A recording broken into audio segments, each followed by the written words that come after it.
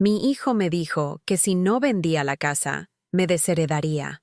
Dijo que era para la familia, para que su suegra tuviera un lugar donde vivir. Lo que no sabía es que el destino no siempre juega a favor de los ingratos, y que el CEO de su empresa ya tenía mi destino en sus manos. Hoy te contaré la historia de cómo perdí a mi familia para encontrarme a mí misma, de cómo la traición más grande me abrió las puertas a una libertad que nunca imaginé. Es una historia sobre el dolor del abandono, la fuerza de una madre y el golpe de gracia de la justicia divina. Esta es la historia de cómo el hombre que crié intentó arrebatarme todo, solo para descubrir que la herencia más valiosa no estaba en los papeles, sino en mi alma. Quédate hasta el final para saber cómo terminó todo, de dónde me estás viendo y a qué hora. Y si la historia te conmueve, no te olvides de darle me gusta, compartir y suscribirte al canal para que más personas puedan conocer la verdad detrás de estas historias. El olor a pan recién horneado y la brisa del campo entraban por la ventana de mi habitación en la casa de mis padres. Esa casa, de paredes de piedra y un jardín lleno de rosales, era el escenario de mis recuerdos más felices. No era una mansión, pero cada rincón estaba lleno de historias. Recuerdo a mi madre enseñándome a tejer en el porche, mientras mi padre, con sus manos fuertes y callosas de agricultor, arreglaba la valla. Fue en esa casa donde nació mi hijo, Daniel. Lo amamanté en el mismo sillón, de terciopelo verde donde mi madre me contaba cuentos antes de dormir. Cada una de sus risas, sus primeros pasos y sus primeros miedos quedaron impregnados en esas paredes. Mi vida, después de la muerte de mis padres, se convirtió en una constante ofrenda a la felicidad de Daniel. Me casé, tuve una vida sencilla y llena de amor, pero mi esposo, un hombre maravilloso y trabajador, se fue demasiado pronto. Fue un accidente en la obra. De la noche a la mañana, me encontré viuda, con un hijo de 1900, apenas 10 años, y el peso de una casa que me miraba con la misma tristeza de mi corazón. Fue entonces cuando mi vida se centró en un único propósito, que Daniel no sintiera la ausencia de su padre. Trabajé incansablemente, limpiando casas, cosiendo para los vecinos, haciendo de todo para que nunca le faltara nada. Me privé de comprarme ropa, de ir a un café, de cualquier lujo. Mis zapatos gastados eran un símbolo de mi sacrificio. ¿Importaba si no comía, si él tenía su plato lleno? ¿Importaba si no me compraba un abrigo nuevo, si él tenía un suéter para el invierno? Y Daniel creció. Era un niño brillante, inteligente, pero sobre todo, ambicioso. Quería más que la vida humilde que yo le ofrecía. Quería estudiar en una buena universidad, vivir en la capital, ser alguien importante. Y yo, con el corazón hinchado de orgullo, vendí las pocas joyas que mi madre me había dejado. Fui al banco y pedí un préstamo hipotecando la casa. Hice todo lo que pude para que él tuviera la oportunidad de su vida. Mi casa, el refugio de mis recuerdos, se convirtió en un instrumento para su futuro. Un futuro que construimos juntos, ladrillo a ladrillo, con mis manos callosas y su ambición. Daniel se fue a la ciudad y yo me quedé. Los años pasaron, y las llamadas se hicieron cada vez más cortas y espaciadas. De mamá, te amo, te voy a sacar de aquí, a un simple estoy ocupado, hablamos luego. La distancia física se convirtió en una distancia emocional. Él se casó con una mujer llamada Sofía, que parecía sacada de una revista, bella, elegante, pero con una mirada fría y distante. La conocí una vez, y sentí que no encajaba en mi mundo sencillo. Sus preguntas sobre la casa, sobre si era muy vieja, o si sería difícil de mantener, me hicieron sentir una punzada de incomodidad. Esa fue la primera vez que la espina de la sospecha se clavó en mi corazón. ¿Por qué el interés en mi casa? La herida inicial no fue un grito, una pelea o una traición abierta. Fue un susurro, una mirada de desdén de Sofía cuando miró mis muebles viejos, un comentario sobre el potencial de la casa si se modernizaba. Fue la primera vez que sentí que mi hogar, el santuario de mi vida, era visto como una oportunidad de negocio, no como un lugar sagrado. El amor de mi hijo, que era mi único tesoro, parecía estar a la venta. negociado por la ambición de su esposa, y la herida, que era apenas un rasguño, se preparaba para convertirse en una cicatriz profunda. La incomodidad de la visita de Sofía no tardó en convertirse en una herida abierta. Daniel empezó a llamarme con una frecuencia alarmante, pero el tono de sus conversaciones era distinto. Ya no era para preguntarme cómo estaba, sino para hablar de inversiones, oportunidades, y más a menudo, de la casa. Me hablaba de los costos de mantenimiento, de lo difícil que debía ser para mí, una mujer de mi edad, cuidar de un lugar tan grande. Las palabras salían de su boca, pero la voz era la de Sofía. Escuchaba el eco de su frialdad en cada sílaba. El abandono no fue un evento, sino un proceso doloroso y lento. Las visitas de Daniel se hicieron cada vez más raras. El día de mi cumpleaños me envió un ramo de flores y un mensaje de texto. En Navidad, recibí una postal con una foto de él, Sofía y su suegra, María. Las sonrisas eran perfectas, las ropas caras, la familia que yo había soñado que él tendría. Pero la postal me hizo sentir más sola que nunca. El silencio de su ausencia se había convertido en mi compañero más fiel. Me sentaba en el porche, en la misma silla donde lo mecí de niño, y miraba la luna, preguntándome qué había hecho mal. ¿Fue mi amor demasiado asfixiante? ¿Mi sacrificio demasiado grande? El punto de inflexión fue la llamada que recibí una tarde de lluvia. La voz de Daniel sonaba nerviosa, pero firme. Mamá, Sofía y yo hemos estado pensando. La casa está muy cerca de la nuestra. Sería perfecta para mi suegra, doña María. Ella está buscando un lugar para vivir, y es una mujer muy mayor. No es justo que viva sola en un apartamento pequeño. Mi corazón se detuvo. No podía ser. ¿Mi casa? ¿Para la suegra de mi hijo? El nudo en mi garganta era tan grande que apenas podía respirar. Pero, hijo, logré balbucear. Esta es mi casa, la casa de mi madre, la casa donde tú creciste. Su voz se volvió un poco más fría. Mamá, seamos realistas. Te daremos un apartamento en la ciudad, uno más pequeño y cómodo. No tendrás que preocuparte por el jardín, por las reparaciones. Te daremos un poco de dinero para que puedas vivir sin preocupaciones. La oferta sonó más a una sentencia que a un gesto de generosidad. Es la oportunidad de la familia, mamá. Doña María es una mujer muy influyente. Su familia nos ha ayudado en la empresa. Si la ayudamos, nuestros negocios crecerán. La traición había dejado de ser un susurro para convertirse en una declaración de guerra. Mi hijo estaba vendiendo mi hogar, mi historia y mi dignidad por un ascenso en su trabajo. Las llamadas se volvieron más intensas, más exigentes. Mamá, ¿ya has pensado en la oferta? Mamá, Sofía y su madre ya vieron la casa. Les encantó. Es lo mejor para todos. No quiero tener que insistir, pero la insistencia llegó. Una tarde, recibí una llamada de Daniel, con un tono de ultimátum. Mamá, Sofía y yo lo hemos decidido. O vendes la casa a doña María, a un precio simbólico para que no haya problemas, o te desheredo. Mis abogados ya están trabajando en los papeles. El silencio que siguió a esas palabras fue el más pesado de mi vida. El dolor de su voz, la facilidad con la que pronunció la palabra desheredar, me hizo sentir que mi corazón se había convertido en un bloque de hielo. ¿Había criado a un extraño? ¿Había dedicado mi vida a un hombre que me veía como un obstáculo para su ambición? Las noches se volvieron insoportables. Me despertaba con la sensación de un vacío en el pecho.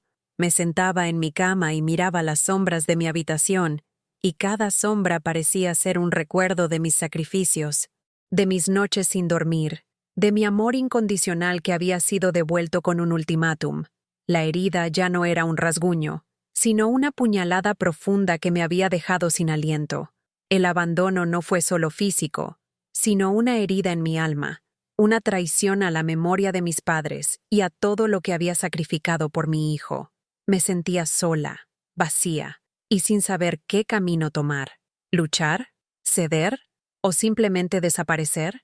Las semanas que siguieron al ultimátum de Daniel fueron un borrón de tristeza y desorientación. Me sentía como si estuviera flotando, sin raíces, sin un lugar al que pertenecer. La casa, que siempre había sido mi refugio, se había convertido en una prisión. Cada puerta, cada ventana, me recordaba la amenaza que pesaba sobre ella.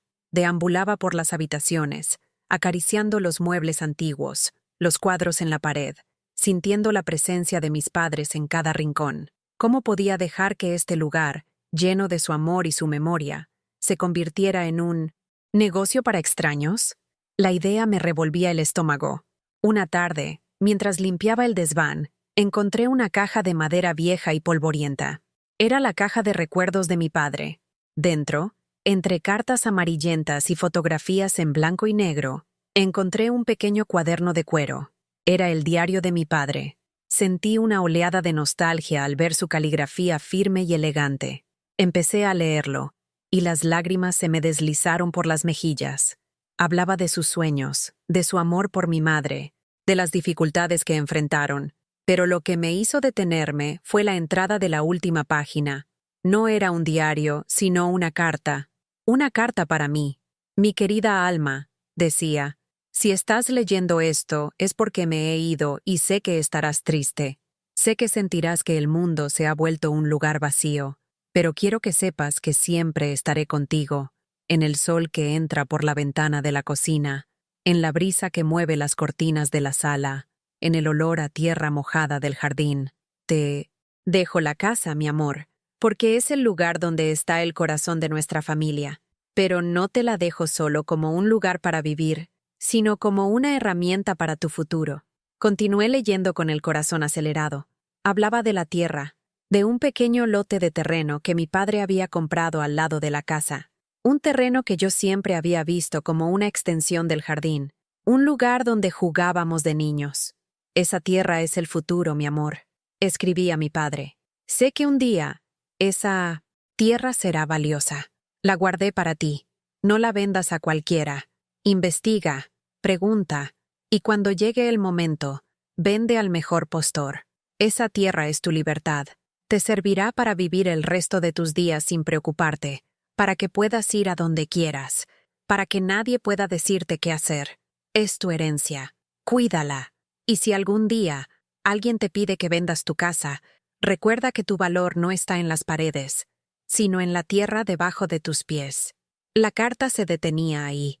Me senté en el suelo, con la caja en mi regazo y el diario abierto. Un torbellino de emociones me invadió. Mi padre, siempre tan sabio, tan precavido, había visto el futuro de una forma que yo, en mi sencillez, nunca había imaginado. Las palabras de Daniel, o vendes la casa, o te desheredo, resonaron en mi cabeza. El mundo parecía haberse puesto de cabeza. De repente, mi casa ya no era solo una casa, era un símbolo de mi dignidad, y la tierra, esa pequeña porción de tierra que siempre había visto como un jardín extra, era mi salvación. La revelación fue tan simple como devastadora. Me sentí estúpida por no haberlo visto antes. Había vivido mi vida entera para mi hijo, sin darme cuenta de que mi padre me había dejado la llave de mi propia libertad. Y el dilema moral era abrumador. ¿Debía enfrentarme a Daniel?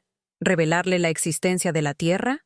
¿O simplemente vender la casa y usar la tierra para vivir la vida que mi padre me había soñado? No era un dilema de dinero, sino un dilema de dignidad. La carta de mi padre era una epifanía. Él me había dado una oportunidad, y la pregunta era, ¿la usaría para confrontar a mi hijo y desmantelar su plan? ¿O para liberarme de su ambición y su traición para siempre? La carta de mi padre me dio la fuerza que necesitaba. La tristeza se transformó en una determinación inquebrantable. Ya no era una víctima, sino la dueña de mi propio destino. Hice una llamada. A diferencia de las últimas veces, mi voz no tembló. Daniel, te estoy esperando en casa. Necesitamos hablar. Ven solo. Su voz al otro lado de la línea sonó sorprendida. Me había acostumbrado tanto a que yo cediera, que mi firmeza lo descolocó. Llegó a la tarde siguiente. Entró en la casa con una postura de superioridad. Llevaba un traje caro, un reloj que brillaba en su muñeca, y una carpeta bajo el brazo. La carpeta, supuse, contenía los documentos de desheredación. Se sentó en la sala, en el mismo sofá donde solíamos ver películas juntos. Su mirada, fría y calculadora, recorría la habitación como si estuviera midiendo el valor de cada mueble. Mi corazón se encogió. ¿Era este el niño que había abrazado y consolado? ¿El hombre por el que había sacrificado mi vida? Mamá, empezó, con un tono de voz que intentaba ser paternal, pero que sonaba más a un empresario dando una orden. He venido a hablar contigo sobre los papeles. Es lo mejor para todos. Si firmas ahora, evitamos trámites. Ya hablé con los abogados y con la señora María. Yo lo interrumpí. No vengo a hablar de los papeles de la casa, Daniel. Él me miró, con el ceño fruncido. Entonces, ¿a qué viniste, mamá? Mi tiempo es valioso. Su comentario me dolió más que una puñalada. Mi tiempo era solo valioso cuando le convenía. No es mi tiempo, Daniel. Es tu vida la que está en juego. Tomé el cuaderno de cuero de mi padre que había dejado sobre la mesa de café. Lo abrí en la última página y se lo entregué. Lee esto. Él miró el cuaderno con desdén. Mamá, no tengo tiempo para tus recuerdos sentimentales. Léelo, le repetí, con una voz que no admitía réplica. Él, molesto, tomó el cuaderno y leyó la carta de mi padre. A medida que sus ojos recorrían las palabras, su rostro fue cambiando. La arrogancia se desvaneció, el ceño se suavizó, y por un momento vi al niño que había sido, el que corría a mis brazos cuando se caía, el que me abrazaba fuerte cuando estaba asustado. Sus ojos se detuvieron en la última línea. Recuerda que tu valor no está en las paredes, sino en la tierra debajo de tus pies. Levantó la mirada, confundido. No entiendo, mamá. ¿De qué tierra habla? La tierra al lado de la casa, Daniel, le dije. La que siempre pensaste que era una extensión del jardín. La que tu abuelo compró para mí. Me levanté y fui a la ventana. Tu abuelo, un hombre que apenas tenía para comer, guardó ese pedazo de tierra por años. Era el único bien que tenía, y lo guardó para mí, para que yo tuviera una salida, una seguridad. Él, en su humildad, pensó en mi futuro, no en un futuro para todos, en mi futuro, para que pudiera vivir el resto de mis días sin depender de nadie. Sus ojos se agrandaron. Mamá, ¿pero de qué hablas? Es solo un pedazo de tierra. No tiene valor. ¿No tiene valor? Le pregunté con una risa amarga. La semana pasada, un hombre se me acercó. Un hombre que se identificó como el CEO de la empresa de bienes raíces que compró toda la zona para construir un condominio de lujo. Me preguntó si yo era la dueña de este terreno. Le dije que sí. Me dijo que tu empresa está trabajando con él en el proyecto y que en un mes su proyecto comprará todo el terreno para construir un estacionamiento subterráneo. ¿Sabes lo que vale este pequeño pedazo de tierra, Daniel? Vale lo suficiente para que pueda vivir el resto de mis días en la casa de mis padres y que me sobre dinero para tener una vida sin preocupaciones. El mismo dinero que tu suegra, doña María, necesitaba para que tu empresa te diera un ascenso. El silencio que llenó la habitación fue ensordecedor. Daniel me miraba con la boca abierta, pálido. Sus ojos se llenaron de lágrimas. Pero, mamá, yo no sabía. No sabías que tu suegra ya lo sabía. Lo interrumpí. No sabías que ella y Sofía se enteraron de mi padre, pero no de la carta. No sabías que tu suegra, doña María, es la socia mayoritaria de esa empresa, y que tú, mi hijo, estabas a punto de desheredar a tu propia madre para darle la casa que no tenía valor para su suegra, pero que era un paso clave para un plan mucho mayor, para que pudieran comprar el terreno anexo a la casa, y así tener el control total del proyecto y tu ascenso asegurado. Yo no quería hacer esto, mamá, murmuró, con la voz rota. Ellos me manipularon. Dijeron que era la única forma de que yo creciera en la empresa, que me ascendieran a director ejecutivo. ¿A qué costo, Daniel? Le pregunté, con la voz temblorosa. A costa de tu dignidad, de tu moral, a costa de la casa de tu infancia, de la memoria de tu abuelo y tu abuela, de la mujer que te dio todo. ¿Qué clase de hombre eres? Que vendes a tu propia madre por un título y un ascenso. La redención no vino en forma de un abrazo, ni de lágrimas, ni de un perdón. Vino en forma de un silencio abrumador, un silencio que hablaba más que cualquier palabra. El peso de la verdad, de su traición, era insoportable. Él se levantó del sofá, con los ojos llenos de vergüenza, y salió de la casa sin decir una palabra más. En su rostro, No vi al hijo que había perdido, sino al hombre que por fin había visto la magnitud de su error. Y en mi corazón sentí una paz que hacía mucho no sentía. El portazo de la puerta principal resonó en toda la casa, pero no sentí soledad. Sentí un vacío que se llenaba, poco a poco, de una extraña paz. El cuaderno de mi padre seguía sobre la mesa de café, abierto en la última página. Lo recogí y lo abracé, como si estuviera abrazando a mi padre. La casa ya no era una prisión, sino un santuario de mi dignidad. La justicia no vino de un juez, sino de la verdad. Los días siguientes fueron de una calma inesperada. No volví a recibir llamadas de Daniel o Sofía. El silencio era mi respuesta a su traición. Me contacté con la empresa de bienes raíces y, después de varias reuniones, vendí la parcela de tierra. El dinero que recibí fue más de lo que jamás había soñado. Lo usé para restaurar la casa. Pinté las paredes, arreglé el jardín, cambié el viejo sofá de terciopelo verde. Cada clavo, cada pincelada, era un acto de sanación. No lo hice para impresionar a nadie, ni para mostrarle a Daniel lo que había perdido. Lo hice para mí, para honrar la memoria de mi padre, que en su sabiduría me había dado la llave de mi libertad. Una tarde, mientras estaba en el jardín, regando las rosas, vi a un hombre parado en el portón. Era Daniel. Estaba solo, con la cabeza baja. Su traje ya no se veía impecable, y su postura arrogante había desaparecido. No me dijo una palabra, solo me miró, y en sus ojos vi el remordimiento. Vi al niño que me pedía perdón por una travesura, al niño que se caía y me miraba con ojos llenos de dolor. No lo perdoné con palabras, lo perdoné con mi silencio. Le ofrecí una sonrisa triste, una sonrisa que le decía, te perdono, pero no puedo volver atrás. Mi corazón es una casa que no puedes volver a habitar. La lección de vida que aprendí es que la herencia más valiosa no está en el dinero, ni en las propiedades, ni en los bienes materiales. Está en el amor que nos dan y en la sabiduría que nos dejan. Mi padre me dejó una herencia de dignidad, de independencia, de fe en mí misma. Él me enseñó que la verdadera riqueza no está en lo que poseemos, sino en la paz que tenemos en el corazón. Él me enseñó que las casas son solo de ladrillos y cemento, pero los hogares están hechos de amor. Ahora, cada mañana, me siento en el jardín, con una taza de té, y veo el sol iluminar las paredes de mi casa. Ya no es una casa, es mi hogar. No es la casa que me dejó mi madre, ni la que hipotequé por mi hijo, ni la que intentaron arrebatarme. Es la casa que mi padre, con su visión, me dio. Es la casa de mi libertad.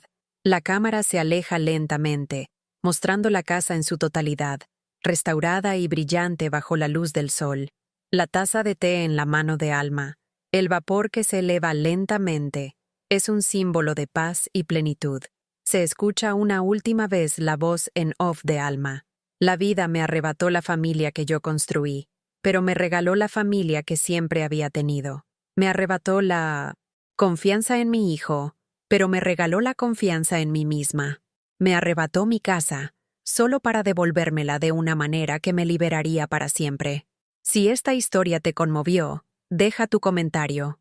Tu historia es importante y queremos saber de ti. ¿Qué harías en mi lugar? Dale me gusta al video. Compártelo con alguien que necesite un recordatorio de que la dignidad no tiene precio. Y suscríbete para que juntos podamos seguir encontrando la fe en las historias de la vida. Te invito a ver el siguiente video, donde una madre descubre que el destino ya le había tendido una trampa.